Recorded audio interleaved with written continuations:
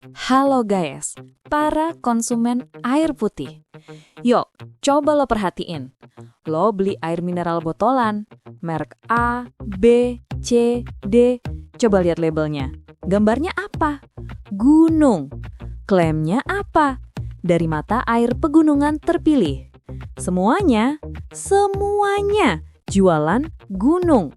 Kenapa? Apa ini template desain doang? Apa marketing gimmick biar kedengeran seger, alami, adem?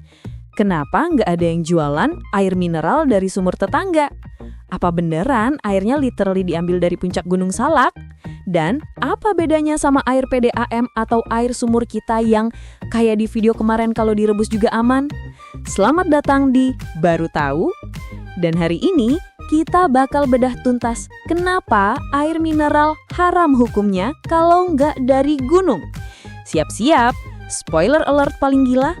Klaim dari pegunungan itu 100% bukan gimmick. Dan alasannya bukan soal pemandangan atau udara seger. Alasannya karena gunung adalah pabrik filter air atau RO alami paling canggih, paling mahal, dan paling lambat di planet ini. Bagian 1. Mitos sumber air.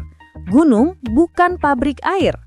Ini baru tahu momen pertama lo. Kita mikir, oh di dalam gunung pasti ada danau rahasia, terus airnya dikeluarin. Salah besar, gunung itu bukan pabrik air. Dia adalah mesin penyaring air. Bahan bakunya dari mana? Ya dari air hujan biasa. Air hujan yang polos atau H2O murni, kosong, nggak ada mineralnya, jatuh di puncak dan lereng gunung. Bagian 2. Proses gila si gunung, the slow motion filter. Ini baru tahu momen kedua lo dan ini kuncinya. Air hujan yang polos tadi, dia nggak langsung jadi air mineral. Dia meresap, dia berinfiltrasi masuk ke dalam tanah. Dia memulai perjalanannya, perjalanan yang lama banget. Bisa berbulan-bulan, bahkan puluhan tahun. Selama puluhan tahun itu, dia jalan atau merembes ngelewatin apa? Ngelewatin jantungnya si gunung, lapisan-lapisan batuan vulkanik, yaitu batuan hasil letusan gunung berapi jutaan tahun lalu. Dan pas si alien polos ini ngelewatin saringan batuan vulkanik, dua sihir terjadi. Sihir pertama, filtrasi, disaring alami. Bebatuan vulkanik itu pori-porinya rapet banget. Pas air ngelewatin dia, kotoran, logam berat, bakteri, dan kuman nyangkut. Mereka terjebak di dalam labirin batu itu. Hasilnya, air yang lolos jadi steril alami, bersih dari polutan. Sihir kedua, infusi, dikasih gizi. Ini yang nggak bisa dilakuin air rebusan. Air hujan yang tadinya polos, kosong, pas ngelewatin batu vulkanik, dia melarutkan mineral-mineral baik dari batu itu. Kayak ngeteh celup tapi pakai batu. Dia nyerap kalsium buat tulang, magnesium buat otot, kalium, natrium. Air yang tadinya kosong jadi berisi. Inilah yang namanya air mineral. Bagian 3, panen si mata air. Setelah disiksa puluhan tahun atau disaring plus diinfusi mineral, air yang udah mateng dan berisi ini akhirnya keluar lagi di titik yang lebih rendah.